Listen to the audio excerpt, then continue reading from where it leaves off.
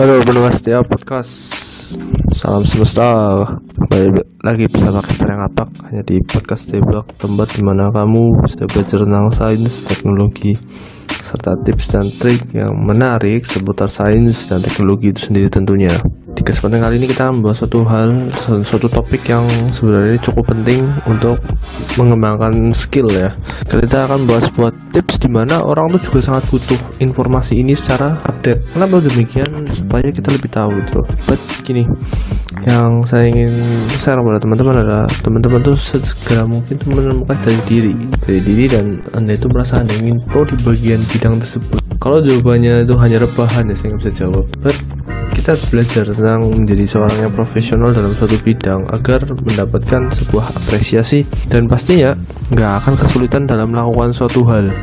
Karena gini, di waktu kali ini ada beberapa pertanyaan yang sering banget ditanyakan di sosial media yang ingin saya jawab juga dan saya share kepada teman-teman, dimana sebenarnya kebutuhan untuk tahun ini tuh apa sih? Dalam artian untuk sebagai seorang employee atau sebagai seorang entrepreneur, apa yang harus kita butuhkan? Ini masih tergolong kaitannya dengan teknologi, makanya saya bahas. Oke, as a survey mengatakan pada tahun 2020 pemerintah sudah mengatakan ada banyak banget cabang dari pekerjaan yang akan semakin meningkatkan. But secara survei di Instagram oleh orang-orang tertentu mengatakan ada 6 jenis pekerjaan yang berbau dengan komputer atau IT yang akan menggunakan maksudnya tingkat kebutuhannya sangat tinggi. Ya, yang pertama itu adalah database mastering. Database mastering di sini adalah maksudnya berguna dalam mengolah dan mengatur database yang dimiliki oleh suatu website pada suatu perusahaan tentunya. Perusahaan-perusahaan besar akan menggunakan orang-orang dengan kemampuan ini agar mereka dapat mengerti database apa saja yang harus masuk dan apa saja yang harus dibuang untuk membuat usahanya jauh lebih baik. But biasanya database tuh yang ada tuh hanya update. Jarang sekali ada perusahaan delete, tapi tetap pastinya ada komponen yang harus di delete. Dan kemudian ada juga ethical hacking. Ethical hacking itu merupakan kayak seorang hacker yang berguna sebagai menjebol dan melihat kelemahan apa saja yang ada pada website yang dimiliki seseorang, terutama itu kalau perusahaan. Kemudian Photoshop juga dibutuhkan. Dan kenapa dibutuhkan? Karena sekarang zamannya adalah visual. Ada Premiere Pro dan After Effects. Khusus untuk Photoshop itu gini, filter pada kamera itu sekarang semakin banyak digemari oleh masyarakat dunia.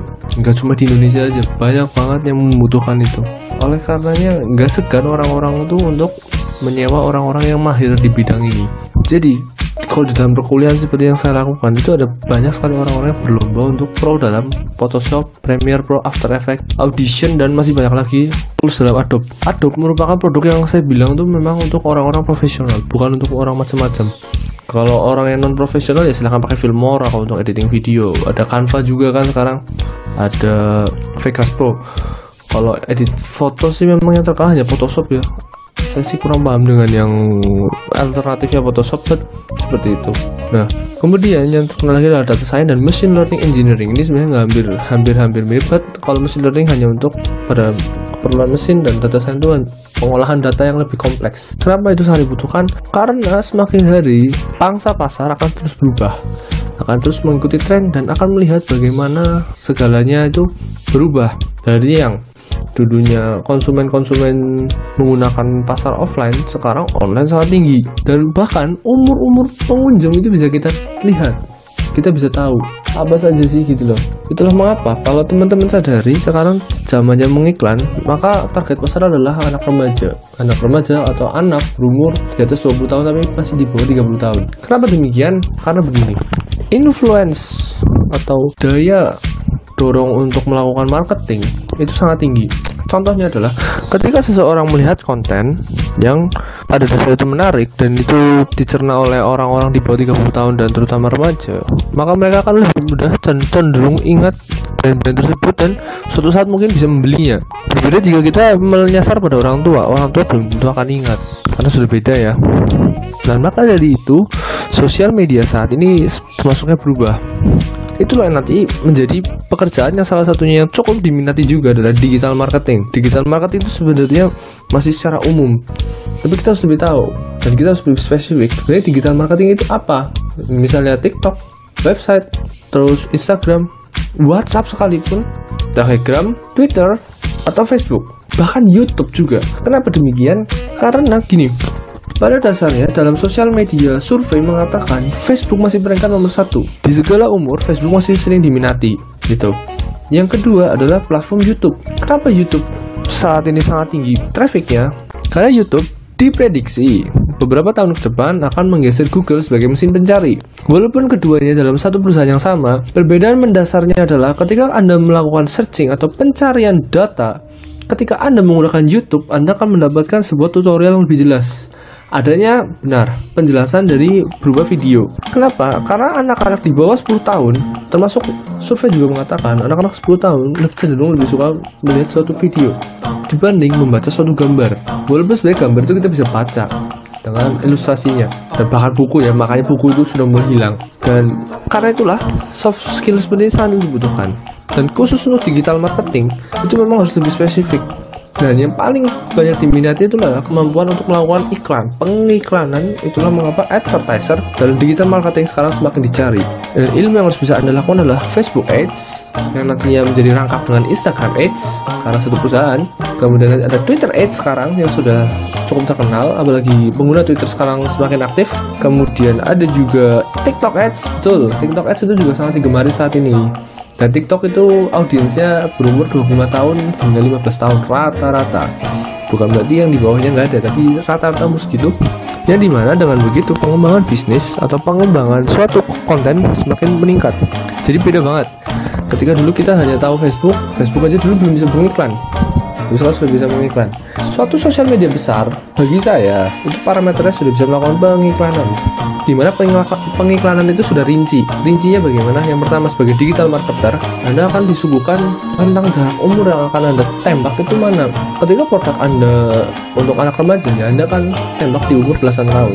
Anda untuk orang yang sudah bekerja, mungkin Anda bisa di 20 tahun ke atas. Seperti itu. Dan khusus untuk Photoshop kenapa? Karena YouTuber, terus konten kreator sekarang semakin terkenalnya mereka, maka mereka akan semakin tidak punya waktu.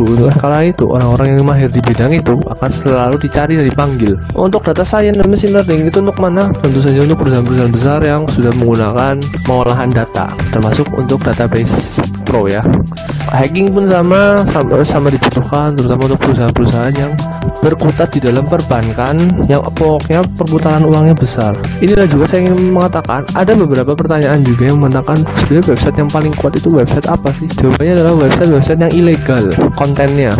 Konten ilegal seperti ya teman-teman tahu ya, seperti betting, porn, dan masih banyak lagi, tapi yang intinya itu ilegal. Kenapa demikian? Karena untuk mengakses tersebut itu nggak mudah, dan pastinya orang-orang banyak sekali yang ingin menjebolnya.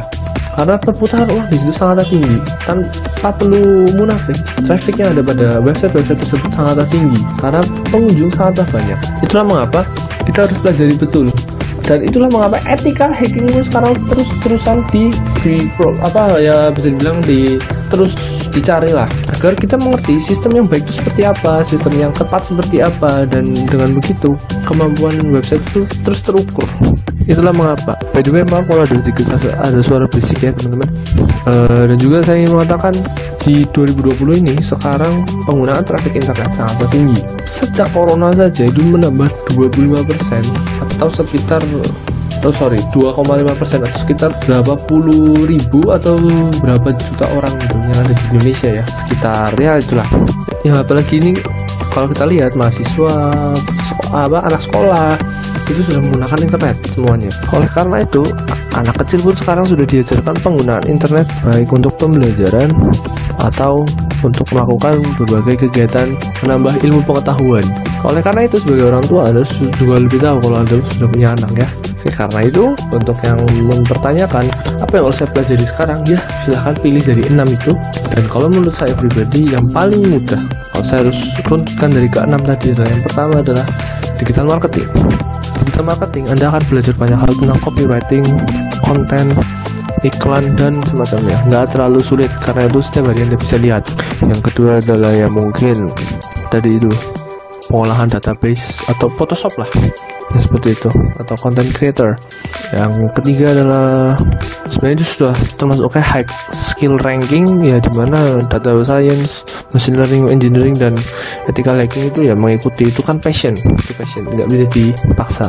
Tapi yang paling umum ya tadi, dalam kemampuan editing itu nanti butuh banget, baik laki atau perempuan itu sama-sama butuh. Setidaknya tahu lah cara editing dasar, tahu cara merubah yang ada, menambahkan efek yang ada. Dengan begitu maka tampilan suatu konten akan jadi lebih menarik. Ini nggak cuma tentang Anda ketika Anda bekerja kepada orang lain, tapi ini untuk menambah self improvement. Dengan begitu Anda menjadi orang yang jauh lebih berharga, karena dengan bertambahnya waktu, skill akan semakin dicari, semakin banyaknya media-media, semakin banyaknya, dengan mudahnya gitu loh. Kalau kita menggunakan Instagram kan cenderung lebih sebentar dan nggak ada lagu menarik. Nah, bedanya TikTok ada lagu menarik dengan durasi yang disesuaikan dan dengan menggunakan bait lirik yang tepat tuh. Jadi sekarang eranya Anda untuk improve diri Anda sebaik mungkin, apalagi di waktu-waktu pandemi ini, waktu untuk me time Anda lebih banyak dan Anda jadi lebih semangat. Dan terima kasih sudah mendengarkan podcast ini, semoga sangat bermanfaat untuk Anda, dan saya hanya men-share apa yang saya tahu dan apa yang saya sudah pelajari di waktu-waktu belakangan ini. Dan kalau teman-teman butuh untuk konsultasi kepada saya tentunya tentang keperluan gadget Anda, baik kamera, HP, laptop, silahkan mention saya di Twitter dengan yang ada di thumbnail akun saya. Nah, begitu kebutuhan Anda maka akan terpenuhi secara lengkap dan Anda sudah tidak perlu ragu lagi dalam membelinya. Dan terima kasih, jaga kesehatan selalu, sayangilah orang di rumah, dan sampai jumpa di chapter selanjutnya. Semoga Anda selalu senantiasa sehat. Bye-bye.